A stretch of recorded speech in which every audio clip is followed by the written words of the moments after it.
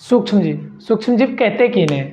तो इस चैप्टर का नाम क्या है? सूक्ष्मजीव मित्र एवं शत्रु। तो सबसे पहले हम यही जान लेते हैं कि सूक्ष्मजीव कहते किन्हें हैं। इसके बाद हम जानेंगे मित्र एवं शत्रु का मतलब क्या है। ठीक है, तो स्टार्टिंग करते हैं। सूक्ष्मजीव ऐसे जीव जंतु जिन्हें हम बिना किसी यंत्र की सहायता से ना देख सके, यानी कि क्या, अगर हमें इन्हें देखना है तो किसी न किसी यंत्र का उपयोग करना पड़ेगा। अब वो यंत्र हमारे यहाँ जो नॉर्मली यूज होते हैं वो सूक्ष्मदर्शी। अब क्या, जो सूक्ष्मदर्शी है एक लाखों करोड़ों हैं। अब इन लाखों करोड़ों को हमने क्या कुछ मुख्य वर्गों में विभाजित कर लिया है, जिससे हमें क्या इनके बारे में पता करने में बहुत ज़्यादा आसानी हो सके। तो इनके कुछ मुख्य वर्ग जो हैं उसके बारे में हम बात करते हैं। तो क्या, सूक्ष्मजीवों का वर्गीकरण हमने क्या करा है?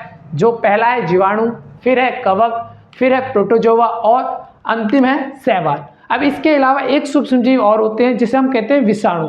भैया उसको आपने इस कैटेगरी में क्यों नहीं रखा है? तो उसका मेन रीजन वो है, यह है कि वो कहीं भी नहीं मिलके क्या, या तो किसी प्लांट पे होते हैं और या किसी जंतु के ऊपर पाए जाते हैं, यानी कि वो परपोषी होते हैं।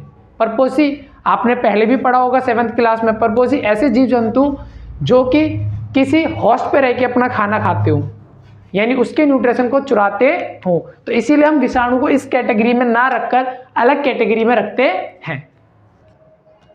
तो अगला टॉपिक बच्चों हमारा है सूक्ष्मजीव कहाँ रहते हैं। तो सूक्ष्मजीव, इतने सारे सूक्ष्मजीव है, कहीं ना कहीं रहते तो होंगे। तो आइए हम इसके बारे में बात करते हैं।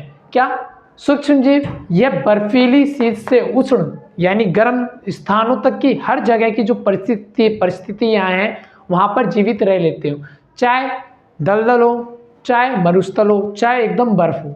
और इसी के साथ साथ क्या, हमारे एवं जानवर यानी जंतुओं के शरीर के ऊपर भी ये जीवित रह लेते हैं, हमारे शरीर के अंदर भी जीवित रह लेते हैं। इसलिए क्या, अक्सर हमें सलाह दी जाती है कि अगर हम खाना खा रहे हैं तो हमेशा हाथ धोकर खाना खाना चाहिए। मित्रवत सूक्ष्मजीव ऐसे सूक्ष्मजीव जिनका उपयोग हम किसी न किसी कार्य में लेते हैं, जैसे कि अगर हम दही बनाते हैं उसमें भी हम क्या सूक्ष्मजीवों का उपयोग करते हैं। कौन से सूक्ष्मजीवों का उपयोग करते हैं वो आप लोग कमेंट में बताओगे। ब्रेड में भी हम क्या, ब्रेड बनाने के लिए भी हम जो किसी न किसी सूक्ष्मजीव का उपयोग करते हैं। इसके साथ साथ ही क्या, जो दवाइयाँ होती हैं, दवाइयाँ औषधि, उसमें उसको भी बनाने के लिए हम किसका उपयोग लेते हैं? सूक्ष्मजीवों का उपयोग लेते हैं। इसी के साथ साथ क्या, मिट्टी में उर्वरकता बढ़ाने के लिए, यानी मिट्टी कोई बंजर पड़ी है उसे हम दोबारा उसकी उपजाऊ क्षमता दिलाने के लिए भी सूक्ष्मजीवों का उपयोग करते हैं। साथ ही साथ क्या, हम विभिन्न प्रकार के कार्यों में सूक्ष्मजीवों का उपयोग करते हैं। ऐसे सूक्ष्मजीव जो कि हमें किसी भी प्रकार की हानि न पहुंचाए वो मित्रवत सूक्ष्मजीव कहलाते हैं।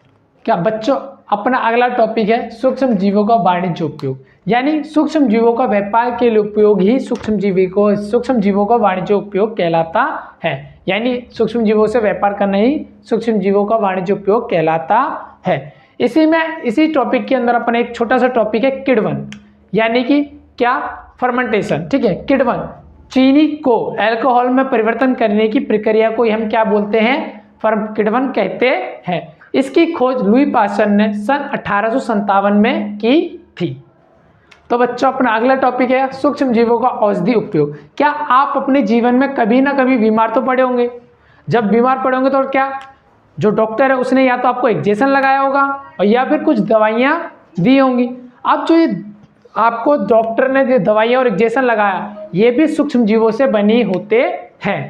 ठीक है, इन्हीं दवाइयों को हम प्रतिजैविक कहते हैं। अब प्रतिजैविक होते क्या है इसके बारे में बात करते हैं। क्या, प्रतिजैविक ऐसे सूक्ष्मजीव जो बीमारी पैदा करने वाले सूक्ष्मजीवों को नष्ट या उनकी वृद्धि को रोक देते हैं, वो प्रतिजैविक यानी एंटीबायोटिक कहलाते हैं।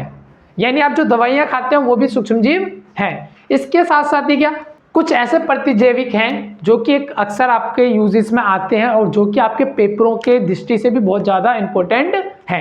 तो पहला आपका प्रतिजैविक है क्या, स्ट्रेप्टोमाइसिन, आपका टेट्रासाइक्लिन, और इसके अलावा थर्ड आपका है एरिथ्रोमाइसिन। ये आपके कुछ प्रमुख प्रतिजैविक हैं। चलिए आइए हम अगला टॉपिक पढ़ते हैं। इससे पहले आप इसे नोट कर लें, अगर कोई क्वेश्चन हो तो आप कमेंट बॉक्स में पूछ सकते हैं।